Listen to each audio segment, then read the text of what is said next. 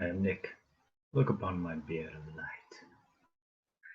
Hi everybody, Nick back with a second book review. If you didn't see episode 1, it was released last Sunday, and I reviewed DJ Mark Devlin's book Musical Truth. But I am back today with Operation.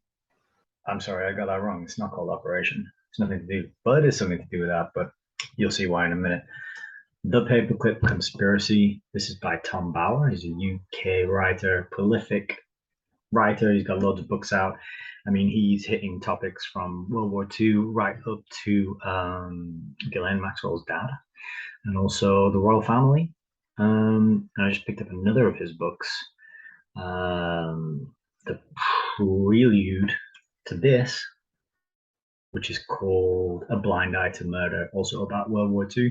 So I didn't know this when I bought this book, but this is actually the second. This is a follow-up. This is a sequel. So at some point I'll get around to reading the first one, part 1. But yeah, let's go.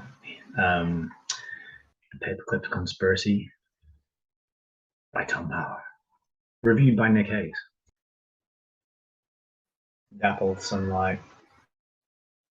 I don't know how weird that looks to you guys. Not much I can do about it in a minute. Basically, I've only read half of this book because I just haven't found enough time to finish it this week. But I thought I would give you a review and tell you about what I've read so far because it's pretty fascinating. And the reason I picked up this book in the first place when I saw it in a secondhand bookshop was because I was aware of the topic in the book and was surprised that I'd never been told about it or learned about it at school. It wasn't common knowledge. It wasn't something that anyone I knew talked about or referred to. And I didn't hear about it until I was delving into some of the long-form historical podcasts, such as Richard Grove's Peace Revolution. And then I was just shocked. So I picked up the book, and it's a nice hardback. It's what I like to call an SLB, which I refer to as a stinky old book. It's kind of got that moldy smell, like it's been on a shelf for a long time, and there's some sort of spotting at the top, which you can't see because of the sunlight. But yeah, so it's kind of molding and rotting a little bit. But it's, if memory serves, 1980s. I want to say 1987. Yeah, Tom Bower, 1987. So it's a year younger than me. And I've read half, and I've been putting some little tabs in. I've got a new note system here. So the orange tabs are little anecdotes and stories that I thought would be good to share, and the yellow tabs are just tidbits of information that are interesting and worth being able to find again quickly. So first thing I want to point out about this book is in the back, right before the bibliography.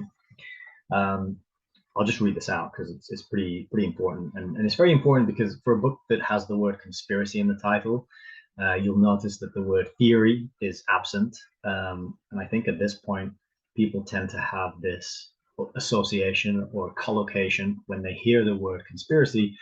The next thing they think of is theory, conspiracy theory that goes together, kind of like peanut butter and jelly, Hansel and Gretel. I don't know where the hell Hansel and Gretel just came from there. That's strange. Maybe because we're talking about Germans in Germany. But one of the things I wanted to mention right off the bat is that there's nothing theoretical about what's in this book at all. And he clears that up in the bibliography, where he's saying this book is based largely on the recently declassified files of the armies, air forces, and navies of America and Britain. The files of the Foreign Office, Treasury, Board of Trade, Ministry of Supply, Cabinet Office, and War Office, and the American files of the War Department, State Department, and Treasury, and of their subordinate agencies. In addition, I've read through many collections of personal papers, which are mentioned in the footnotes. And then there's a two-page spread of books, bibliography there. I've highlighted a couple of these. But that's just worth noting because this ain't theoretical, guys. This actually happened, and our armies and governments and other public bodies and institutions they really did this. I forgot to mention as well, the subtitle for this book is The Battle for the Spoils and Secrets of Nazi Germany. And so much of our history that covers the war, the Second World War, is focusing on the tactics and the specific battles themselves, and how evil the Germans and the Nazis were, and how sort of righteous the Allies were, and the maybe the weaponry, the race to develop new planes and tanks and missiles. In particular, the development of missiles was a huge part of World War II. But this book tells a story of once all that was over and the sort of the victory was won, what happened next. And in the acknowledgements, he makes a really good point, which I think is worth mentioning, where he says that suspecting and alleging conspiracies is considerably easier than conclusively proving their existence.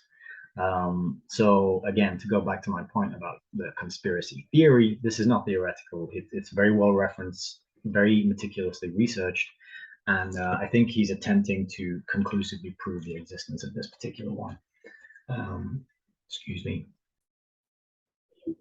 So let's dive right into it and start looking at some of the notes that I put here.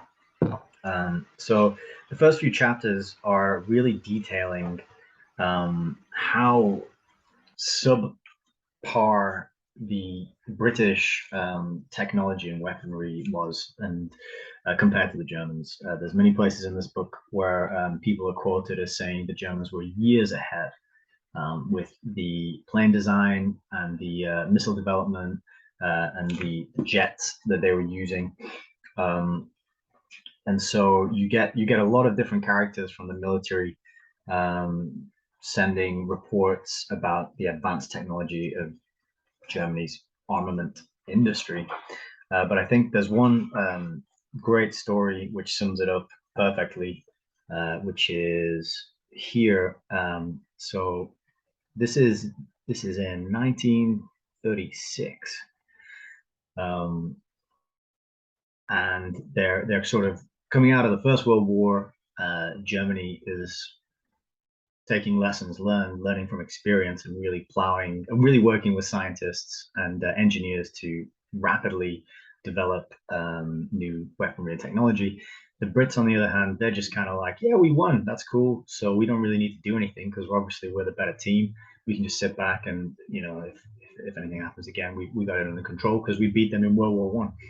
So this anecdote really sums up the theme that runs through the first few chapters, which is where the British are incredibly arrogant and smug and self-satisfied, and they just can't bring themselves to believe the Germans have better tech than they do. So I'll just read this. In the same year, Admiral Fisher, the commander-in-chief of the Mediterranean Fleet, complained that the Navy had no defense against new German dive bombers. To resolve the dispute, a major exercise was held the following year, watched by an impressive collection of senior naval staff. A droning Queen Bee target flew a predictable course directly above the awesome guns of the home fleet. To the considerable discomfort of the onlookers, it serenely circled the Armada for 2.5 hours, while the fleet unsuccessfully tried to shoot it down. After the fiasco, Chatfield admitted with characteristic British understatement, "Our present system is very imperfect." And then next part is so what happens is the British gun designers aren't even considering working with scientists and technicians. They consider, at one point it says they consider engineers to be nothing more than salesmen, which is pretty interesting. That story is just sums up where we were at between the world wars. 2.5 hours, that's a long time. That's a film, that's one installment of Lord of the Rings. To watch this thing circling, to have people frantically loading guns and taking aim and firing and just missing, and then characteristic British understatement, "Our present system is very imperfect." So that's kind of where we were at before. This is the attitude that we went into World War II with, in other words.